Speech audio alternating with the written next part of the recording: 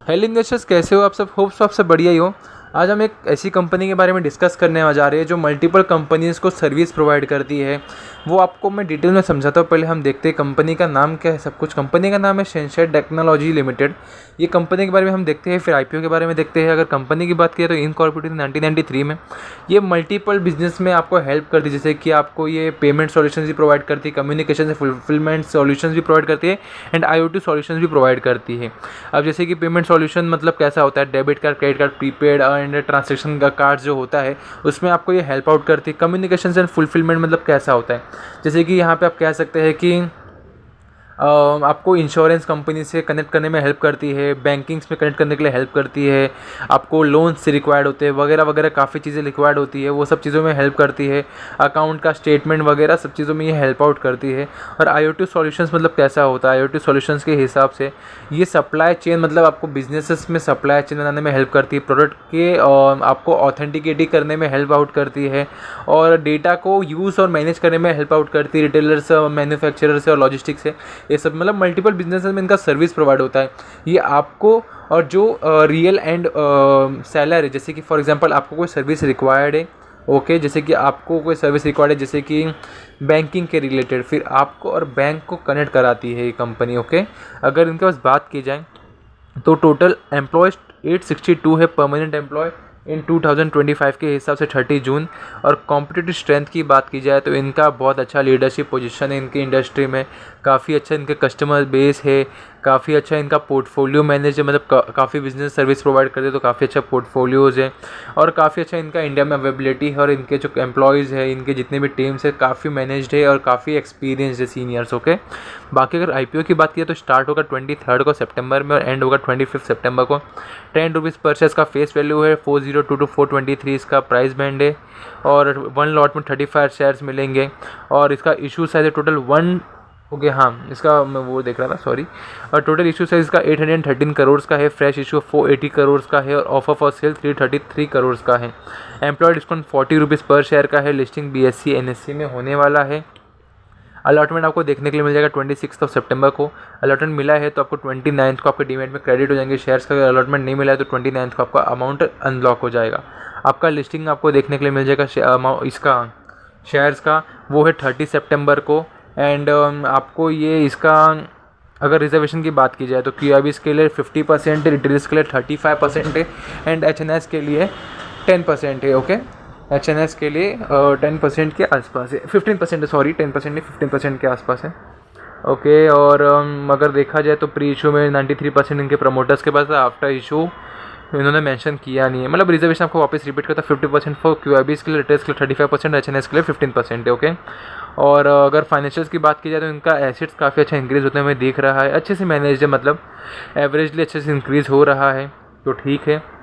पर के ईयर के हिसाब से इनका दिया हुआ फाइनेंशियल 23, 24, 25 के हिसाब से टोटल इनको। और पैट की बात की जाए तो 23 में यहाँ पे इनका 1153 करोड़ में से 108 करोड़ इनका पैट है, ऑलमोस्ट 9% के आसपास हो रहा है। 24 की बात की जाए तो यहाँ पे इनका 15969 करोड़ में से 169 करोड़ इनका प्रॉफिट है, पैट है, ओके। तो ये ऑलमोस्ट देखा जाए तो 10% के आसपास आ रहा है, 10 to 10.5 के आसपास आ रहा है। और 25 की बात की जाए तो यहाँ 1473 करोड़ में से 222 करोड़ इनका पैट है, तो ऑलमोस्ट ये 15% के आसपास देखने के लिए मिल रहा है। मतलब 9%, 10% और 15%, काफ़ी अच्छा इनका पैट मार्जिन पे कंट्रोल है, काफ़ी अच्छा इनका इंक्रीज़ हो रहा है मार्जिन, पॉजिटिव चीज़ है, ओके। इबिट्टा देखा जाए तो इबिट्टा भी काफ़ी अच्छा मैनेज है, नेटवर्क भी काफ़ी अच्छा इंक्रीज़ हो रहा है। अगर नेटवर्क देखा जाए 23 से 25 के बीच में डबल हो चुका है, ओके।